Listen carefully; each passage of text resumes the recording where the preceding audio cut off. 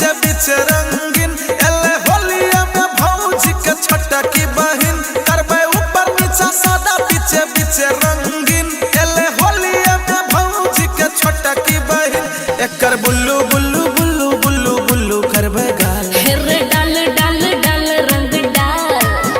हेरे डाल डाल डाल रंग डाल हेरे डाल डाल डाल रंग डाल हेरे डाल डाल डाल रंग डाल हमर होश उड़ाबै एकर खुला खुला बाल एकर डाढ़ लचकै छै जना नागिन के चाल एकर बुल्लू बुल्लू बुल्लू बुल्लू बुल्लू करबे गाल हेरे डाल डाल डाल रंग डाल हेरे डाल डाल डाल रंग डाल हेरे डाल डाल डाल रंग डाल हेरे डाल डाल डाल रंग डाल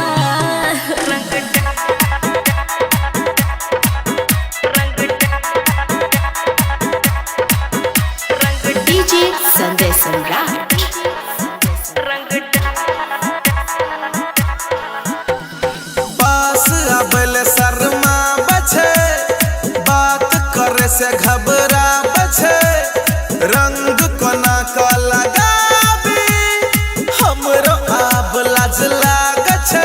एकर गोरे गोरे गाल ते पर ओठ लाल लाल एकर तिरछी नजर हमरा करे ये हलाल एकर बुल्लू बुल्लू बुल्लू बुल्लू बुल्लू करबे गाल हेरे डाल डाल डाल रंग डाल हेरे डाल डाल डाल रंग डाल हेरे डाल डाल डाल रंग डाल हेरे डाल डाल डाल रंग डाल mix by Ajay star DJ Sunday Samrat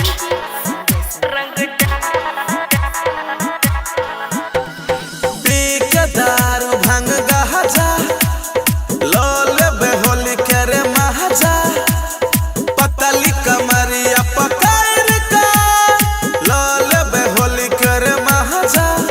acre cotton dress पे सूती के रुमाल एकर कारी कारी आँख में कजरा कमाल एकर बुल्लू बुल्लू बुल्लू बुल्लू बुल्लू करबे गाल हेरे डाल डाल डाल रंग डाल हेरे डाल डाल डाल रंग डाल हेरे डाल डाल डाल रंग डाल हेरे डाल डाल डाल रंग डाल हेरो खाली बाजबे करबे कि डालबो करबे डाल रो।